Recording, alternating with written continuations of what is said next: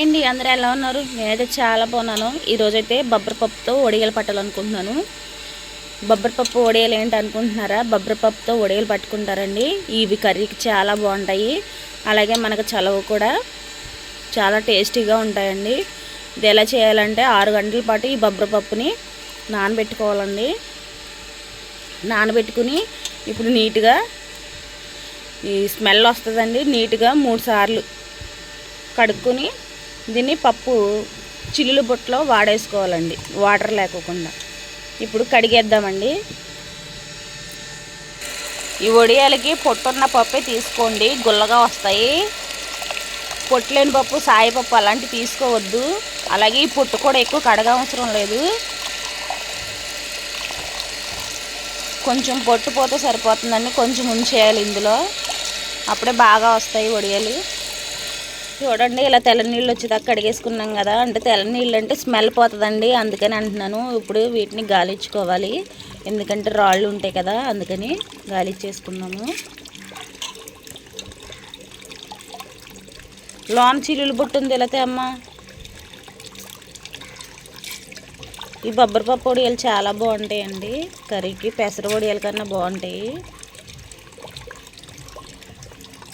సంవత్సరం అంతా నిల్వ ఉంటాయండి ఇవి.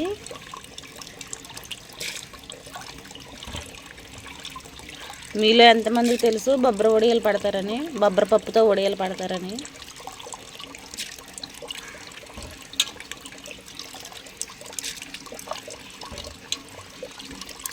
బొబ్బరి పప్పుని ఎప్పుడైనా వెల్లడిపాటి గిన్నెలో లెంత్ ఎక్కువ ఉన్న గిన్నె తీసుకోండి, ఎందుకంటే ఇవి ఉబ్బుతుంది. 1కి 3 ఇంతలు అవుతుంది పప్పు, అందుకని కొంచెం పెద్ద పాత్రలో నానబెట్టుకోవాలి. 6 గంటలు నానితే సరిపోతుందండి. చూడండి, గాలిచ్చుకుంటే ఇగోండి ఈ రాళ్ళు అయితే వచ్చాయి.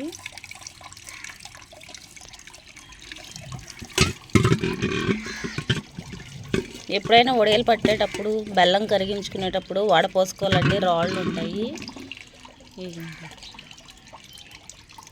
ఇప్పుడు చిల్లుల జాలీలో వడపోసేసుకుందామండి. చిల్లుల జాలీలో వాడేసేసుకుందాము. ఇలా చిల్లుల జాలీలో పప్పుని ఇలా వాడేసుకుని ఒక అరగంట పాటు ఇలా ఉంచేయండి. ఇలా ఉంచేస్తే వాటర్ అంతా ఇలా వచ్చేస్తూ ఉంటాయి.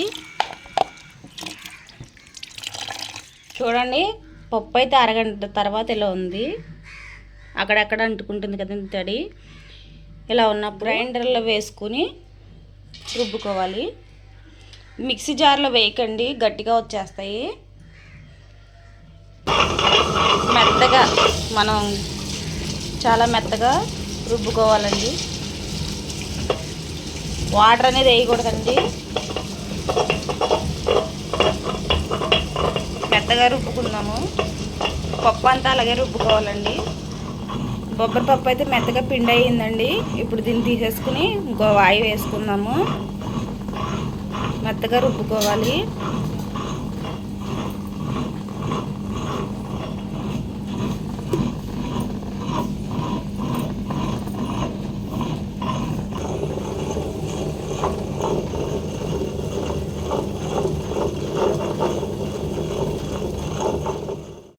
మీరు తినే కారాన్ని బట్టి అల్లం పచ్చిమిరపకాయల పేస్ట్ ఆడుకోండి మెత్తగా. పప్పు అయితే మెత్తగా రుబ్బుకున్నాం కదండి. ఇప్పుడు ఇందులో క్రష్ చేసిన జీలకర్ర వేసుకుందాము.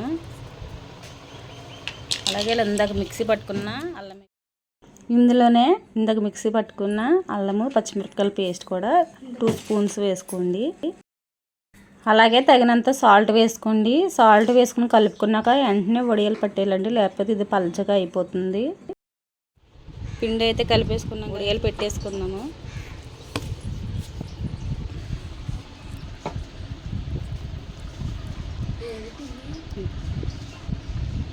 సేమ్ పెసర వడియాలు ఎలా పడతామో అలా పట్టాలండి. చూడండి, ఇలా వడియాలు పట్టుకోవాలన్నమాట.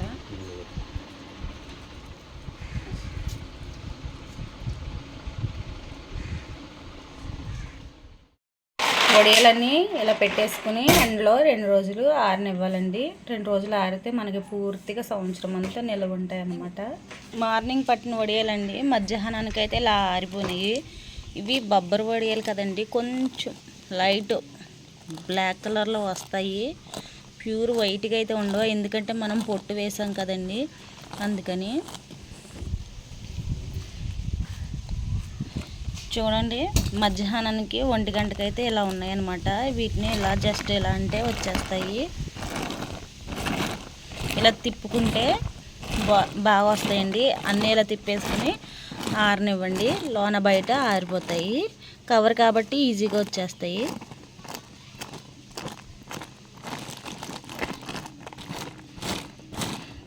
చూడండి, 2 డేస్కి అయితే ఇలా ఆరిపోయినాయి కదా, చాలా గుల్లగా వచ్చాయండి, చాలా బాగా వచ్చాయి.